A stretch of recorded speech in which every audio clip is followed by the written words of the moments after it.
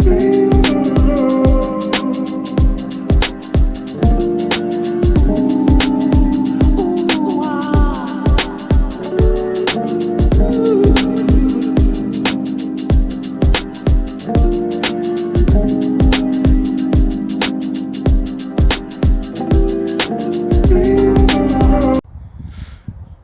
this is the Mondeo I got for sale, the Mark III 2.2 TDCi ST.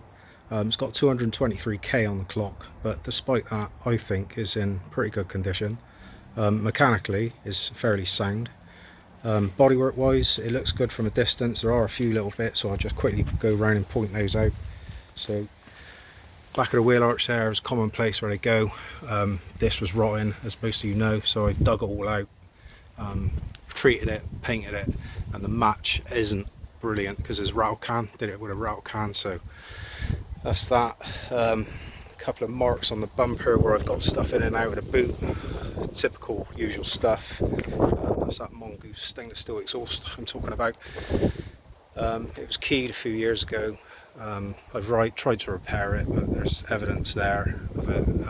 Don't really show, especially on camera. You don't look hard. If you look hard, you can see it in certain lights, but I've done a pretty good job of getting rid of it, getting it out, so it's not too bad. The wheels, freshly powder coated wheels. All the valves, the metal valves, which are Pilot Sport 4s all round. Probably not even a year old, maybe a year old. Centre caps are all pretty decent. They're beginning to go a little bit, but so cosmetically, it's a little bit of lacquer peel there, look, which I've just lacquered over with a touch-up brush. So not the best, but this I featured on my channel, on my YouTube channel, Mondog ST 220 restorations. A little bit of corrosion around here where the fixings go for the wheel liner, but cleaned it all up, treated it, painted it, and I hadn't come back, so it was good. Xenon headlights, LED fog lights, so I've got LED lamps in those. The Xenon headlights have been refurbished. So yeah, the front bumper has been blown over, so it was stone chip, but that's a few years ago I had that done. It's a pretty good match, I think. So I think that is all the tatty bits on the bodywork. It's got a couple of little dings here and there, like there for example. I don't know if you can see that, but yeah, like I said, from a distance it's pretty good, not bad at all if I say so myself. So the mechanicals, now I've looked after this thing, I've babied it, so a quick look inside a minute. So this will give you an indication. So there's a little bit of wear there, but it's nearly 20 years old, this thing, so like I say, 223k. As you can see, the wear is minimal on the inside. The interior on this thing is pretty good, again, if I say so myself. But what I was going to do was give you a cold start. So right, so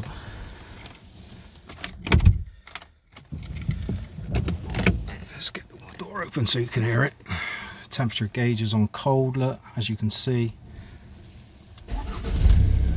So starter motor has been replaced, clutch, dual mass, subframe's been powder coated poly bush. Did I say that just now? I've had loads. I've done loads. I've done all the work, pretty much all the work to this thing myself. Someone was asking me about the crank pulley, the auxiliary belt setup, you know, the tension and all the rest of it. That's problematic on these things. Let me just pop the bonnet a minute.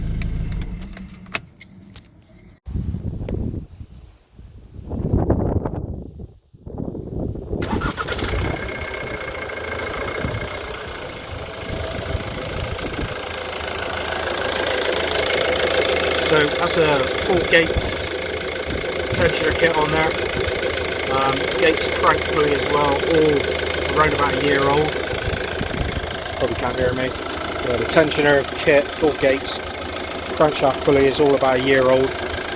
I've just recently had the turbo apart. I've had the turbo off, cleaned it all out, and that's a new turbo actuator put on there.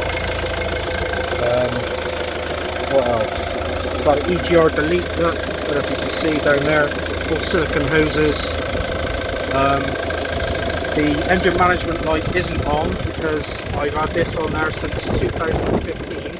So this is a EGR emulator or simulator. So basically you just wire that up into your map sensor, and that stops the engine management light from coming on. Like I said earlier, it's had all new silicone hoses underneath. The hard pipe underneath the engine has been opened up, so it's not flat. I don't know how much difference that makes, to be fair, but I've done that. Like I said, a bigger intercooler. It's got the AirTech intercooler, silicone hoses. It's got the ASBO front brake discs and pads and calipers, more importantly, off the Focus ST225. Again, not very old, featured in one of my videos. Again, all braided hoses. Rear calipers have been refurbed, as you can see, all painted nice and clean. Braided hoses again. Handbrake cables have all been replaced. Rear subframe bushes have been replaced. What else? There's just loads of it. I've done absolutely loads. Let me turn it off a minute.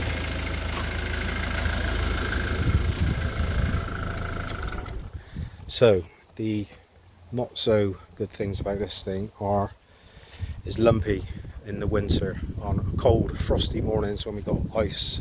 When it's really cold, I mean, it is lumpy. And the injectors could do with changing, I think, before long. But that is about it as far as I'm aware. Like I said, underneath, again, go and have a look at my videos. ST220 restoration. This car has been featured in a few of my videos, and I show what I do underneath with regard to rust treatment and protecting it and all the rest of it. You know, I'm just trying to think what else I might have missed. But yeah, a lot of the expensive items have been done on this thing. So you know, I know 223 is a lot of mileage, but I have looked after it, and like I say, I think it's a decent car, and it'll keep going for years to come yet, if the next owner looks after it similarly to what I do. The main thing is oil changes. Keep changing the oil every year, and this thing will just keep going and going, I think. But yeah, I think that was about it.